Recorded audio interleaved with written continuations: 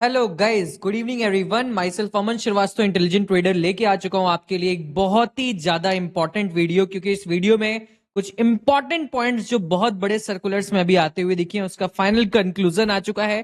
Plus कल की market और वीकली एनालिसिस, डेली एनालिसिस, क्या क्या चीजें हैं उन सब का पूरा डॉट टू डॉट डिस्कशन करने वाला हूं। इस वीडियो को पूरा लास्ट तक देखना, एक मिनट भी छोड़ना मत, वरना कल की मार्केट और अपकमिंग मार्केट क्या गिरेगी, क्या रुकेगी, क्या आपका वापस से कंटिन्यूएशन होगा कि नहीं होगा, उन सब का डॉट टू डॉट डिस्कशन होने वाला है। तो चलिए गाइस, डायरेक्टली वीडियो को स्टार्ट करते हैं। सबसे पहले द मोस्ट इंपॉर्टेंट पॉइंट जो सर्कुलर का आया था एनएससी का कुछ दिन पहले, कि आपका अब एक कॉन्ट्रैक्ट की एक्सपायरी होगी पर वीक, इसको ध्यान दीजिएगा। तो अब उसमें फाइनल हो चुका है एनएससी की तरफ से एक कॉन्ट्रैक्ट, वो कौन सा होता हुआ दिखा है, वो कॉन्ट्रैक्ट आपका हो चुका है निफ्टी का, इसको ध्यान दीजिएगा। एंड बीएससी की तरफ से कौन सा कॉन्ट्रैक्ट हो चुका है, वो आपका हो चुका है सेंसेक्स का, इसको ध्यान दीजिएगा। अब आपको याद रखना है, अब वीकली कॉन्ट्रैक्ट में बैंक निफ्टी, मिड कैप और आपका फिन निफ्टी ये सब हट चुके हैं। अब सिर्फ रहेगा आपका निफ्टी एंड सेंसेक्स। ठीक है, ये one of the most important चीज है, इसको ध्यान देना है। और ये आपका इफेक्टिव एक तरीके से 20 नवंबर के बाद से हो जाएगा। तो आप देखिएगा, बहुत सारे लोगों की बहुत सारी स्ट्रेटजीज होती है, ऑप्शन सेलिंग की, बहुत सारे लोगों को ऑप्शन बाइंग की, तो अब उनको थोड़ा बहुत चेंजेस करने पड़ेंगे। अब आपका ये फाइनल कंक्लूजन है कि निफ्टी की सिर्फ एक्सपायरी होगी और सेंसेक्स की सिर्फ एक्सपायरी होगी वीकली बेसिस पे। ये इन्फॉर्मेशन कैसी लगी, यूजफुल लगी तो एक बार कमेंट सेक्शन में यूजफुल लिख दीजिएगा। अब चलते गाइस नेक्स्ट चीज पे ध्यान देने की कोशिश करते हैं। ये तो हो गया एनएससी का जो सर्कुलर था, उसका फाइनल आउटकम क्या आया, क्या इन लोग ने सोचा। अब चलते हैं वीकली एनालिसिस देखते हैं। प्रीवियस वीक बहुत ज्यादा जबरदस्त था, अब इस वीक में क्या क्या जोरदार चीजें हो सकती हैं। तो सबसे पहले मैं देखना चाहूंगा गाइस, सबसे पहले मैं देखना चाहूंगा जो मुझे इस टाइम दिख रहा है बैंक निफ्टी को और उसका वीकली टाइम फ्रेम पे। अगर आप देखो कि वीकली टाइम फ्रेम पे, तो बैंक निफ्टी का पैटर्न बहुत ही जोरदार, एक ऊपर से रिवर्सल कैंडलस्टिक का फॉर्मेशन हुआ, फिर एक बहुत ह्यूज वीकली रेड कैंडलस्टिक का फॉर्मेशन हुआ, और उसके बाद एक कंसेक्यूटिव कैंडलस्टिक बनाने का ट्राई करा, बट लास्ट में मार्केट थोड़ा से ऊपर ही क्लोज करा। बट क्या लास्ट में ऊपर क्लोज करा, तो उसका आंसर नहीं, ऐसा कुछ हुआ। अभी मैं वन डे टाइम फ्रेम पे दिखाऊंगा, पहले मार्केट के वीक के स्टार्टिंग ही में ऊपर गया और लास्ट में नेगेटिव क्लोज करा। ठीक है, लास्ट में ऊपर क्लोज करने के और लास्ट में नेगेटिव क्लोज करने में दोनों में डिफरेंस होता है। इससे डिफरेंस क्या होता है, इससे कंटिन्यूएशन। अगर लास्ट में नेगेटिविटी के साथ क्लोज कर रहा है तो उसको यह माना जाएगा कि मार्केट्स में एक फॉल आया एंड उसके बाद ऊपर थोड़ा सा प्रॉफिट बुकिंग हुआ कुछ दिन, एंड लास्ट फ्राइडे को फिर से नेगेटिविटी के साइड में इंक्लाइनेशन के साथ क्लोज करा, इंक्लिनेशन के साथ, तो ये नेगेटिव ट्रेंड का कंटिन्यूएशन माना जाएगा। मैं यही चीज, ये कोई नहीं आपको बताएगा ये सब चीजें, फिर से सुनना ध्यान से। लास्ट में नेगेटिव ट्रेंड में क्लोज होना और पहले से मतलब और लास्ट में प्रॉफिट बुकिंग करके क्लोज करने में दोनों में अंतर है। अब देखो, अगर मान लेते हैं कि हम लोग का पहले दूसरे तीसरे दिन मार्केट गिरता रहता और चौथे दिन एक बार में लास्ट दिन फ्राइडे को प्रॉफिट बुकिंग हो गई होती, तब भी आप देखते वन वीक की टाइम फ्रेम की कैंडलस्टिक ऐसी ही दिखती। बट ये आपका एक प्रॉफिट बुकिंग वाला सीन हो जाता है, इससे हम लोग को एक्सपेक्टेशन रहता है वन डे टाइम फ्रेम पे कि मार्केट बुलिश होता हुआ दिख रहा है। बट इस केस में क्या हुआ कि लगातार गिर रहा था, फिर थोड़ा से प्रॉफिट बुकिंग हुआ एंड उसके बाद लास्ट में रेड क्लोज करा। ठीक है, तो इस तरीके के कारण आप देखो कि अब वन डे टाइम फ्रेम पे ये चीज, तो इसलिए हम लोग इसको मानेंगे कि एक नेगेटिव ट्रेंड का कंटिन्यूएशन है।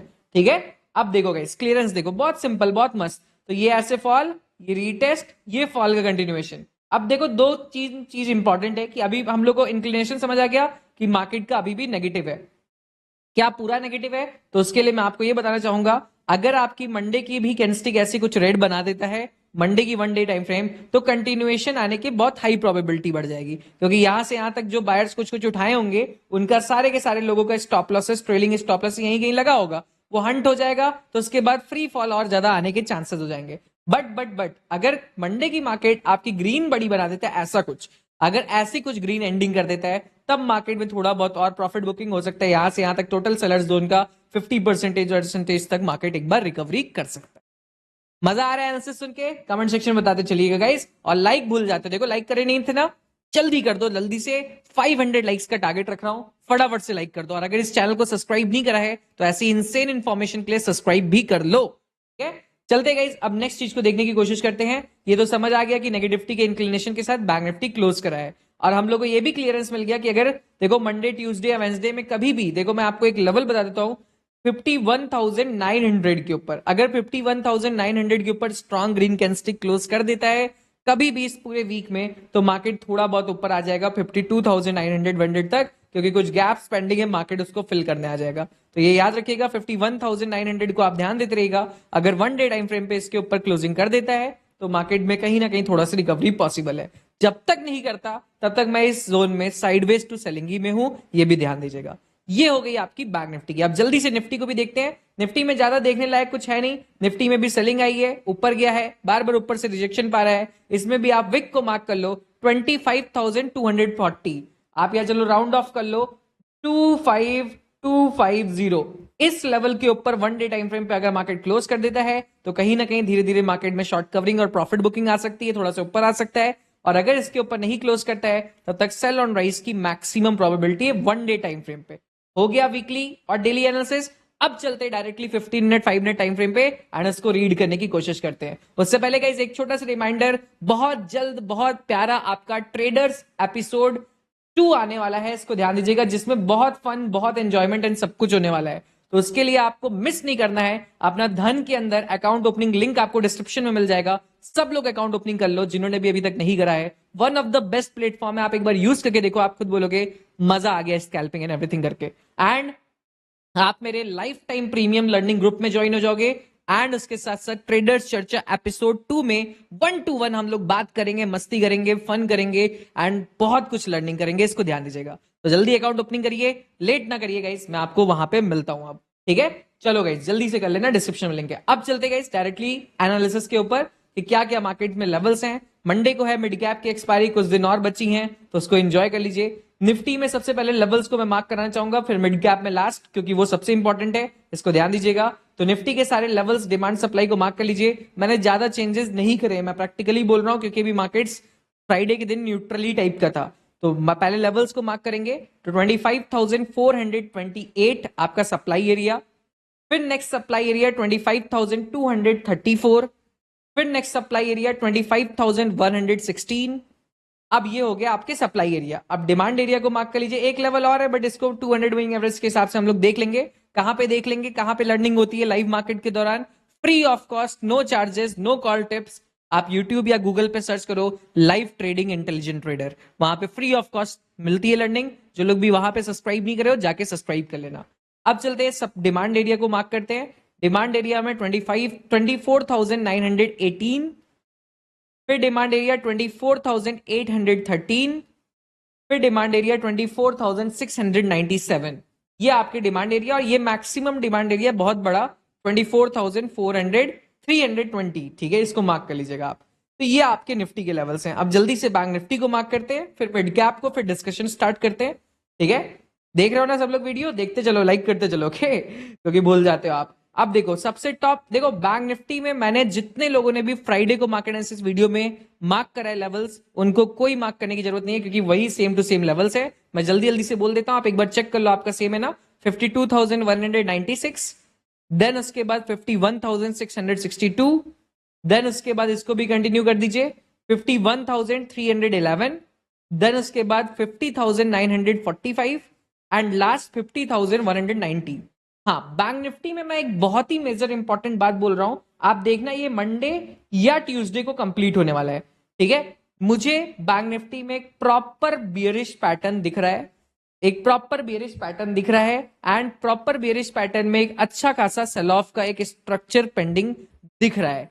कोई भी इसको नहीं बोल सकता कि नहीं कंप्लीट होगा, मैं एकदम कॉन्फिडेंट हूं। तो इसको ध्यान दीजिएगा। तो बुलिश साइड में थोड़ा से बच के रहिएगा, चाहे गैप अप खुले चाहे साइडवेज। अभी मैं ग्लोबल मार्केट भी आपको दिखाता हूं कि क्या खुल सकता है, बट ये एक प्रॉपर बियरिश चैनल अभी पेंडिंग है, ठीक है। कम से कम ये लेवल पक्का आने वाला है मंडे ट्यूसडे में, मुझे लगता है मंडे ही को आ जाएगा।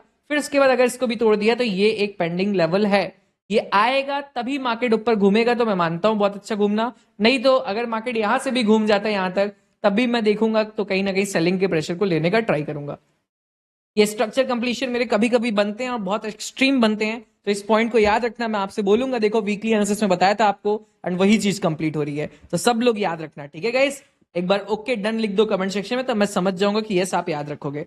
अब चलते गाइस मिड कैप के लेवल्स के ऊपर, जिसकी एक्सपायरी है उसको मार्क करते हैं। मिड कैप का सबसे टॉप का supply area 13,227, then next supply area 13,079, then next supply area 12,991, then demand area आपका 12,920, देन एक और demand area 12,846, then demand area 12,746। इसको मैं आपको लाइव में बता दूंगा।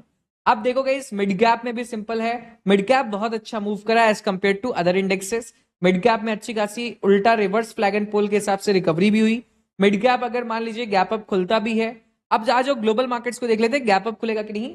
ग्लोबल मार्केट्स अगर आप अभी के हिसाब से देखने की कोशिश करोगे तो गिफ्ट निफ्टी 67 पॉइंट्स दिखा रहा है, बट ये कोई गारंटी नहीं है कि इतना ही खुलेगा, इससे कम भी बहुत हाई प्रोबेबिलिटी खुल सकता है, एक साइडवेज भी खुल सकता है। अगर आप वन डे टाइम फ्रेम पे डाउ जोन्स का पैटर्न देखोगे जो यूएस मार्केट में चलता है, तो वो आपका बुलिश पैटर्न है, और वन डे टाइम फ्रेम का आपका नैस्डैक का पैटर्न देखोगे तो वो आपका भी बुलिश पैटर्न है। ठीक है, तो इसलिए थोड़ा मोड़ा slightly sideways to gap up खुलने की प्रोबेबिलिटी दिख रही है। बाकी सुबह के टाइम पे अगर एशियन मार्केट्स नेगेटिव हो जाते हैं तो हमारी बाजार भी गिर सकती है। ईरान इजराइल का वॉर का हर तरफ न्यूज फैला हुआ है, बहुत सारे न्यूज चल रहे हैं। कुछ इंपॉर्टेंट न्यूज आपको भी पता है तो कमेंट सेक्शन में बताते चलिएगा। हाँ गाइस, एक और चीज, FIS and DIIs data, FIS लगातार बिकवाली कर रहे हैं। फ्राइडे के दिन भी ये लोग 4,160 करोड़ की सेलिंग करे, और लगातार इनका सेलिंग चलती हुई दिख रही है। अगर आप देखने की कोशिश करोगे तो इन लोग की रुकावट चली नहीं रही, कैपिटल मार्केट्स में आपकी लगातार सेलिंग चल रही है।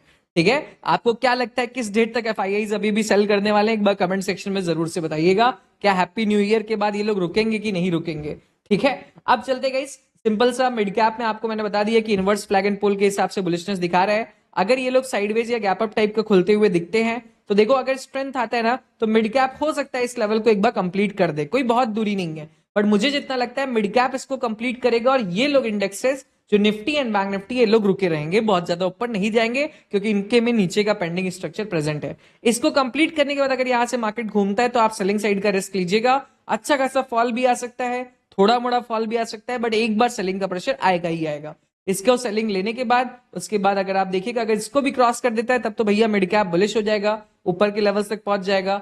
और अगर ऐसा नहीं करता तो नीचे के लेवल्स टूटते जाएंगे, तो सेलिंग के प्रेशर्स को लेते जाएगा। अगर मार्केट साइडवेज खुलता है या गैप डाउन खुलता है तो देखिएगा 12,921 का लेवल टूटेगा तो सेलिंग का प्रेशर आएगा, 850 के लिए आएगा, फिर उसको भी ब्रेक करा तो 751 तक के लिए आता हुआ दिख जाएगा। तो इस तरीके से आपको मिड कैप को प्ले करना है। वीडियो काफी लंबा बना, बट मैं जानता हूं कि काफी इंफॉर्मेटिव बना होगा। कमेंट सेक्शन में अपने प्यारे प्यारे कमेंट्स जरूर से लिखिएगा, और चैनल को सब्सक्राइब, लाइक, शेयर जरूर से करिएगा वीडियो को, ताकि सब तक एकदम क्लीन क्रिस्प क्लियर एनालिसिस मिल जाए। और एनएससी का मैंने आपको बता दिया कि सर्कुलर के हिसाब से एनएससी ने अब आपका निफ्टी को डिसाइड कर लिया है, एंड बैंक निफ्टी को हटा दिया एक्सपायरी वीकली से आपका 20 ऑफ नवंबर से, एंड आपका सेम टू सेम आपका सेंसेक्स ने सेंसेक्स को चूज कर लिया बीएससी ने, और सबको हटा दिया। इसको ध्यान दीजिएगा। कैसी लगी इन्फॉर्मेशन कमेंट सेक्शन में बताइएगा। Thank you so much for watching this video. मिलते हैं अब आप लोग से कल, तब तक ले see you guys, good night, love you all, please kindly share it.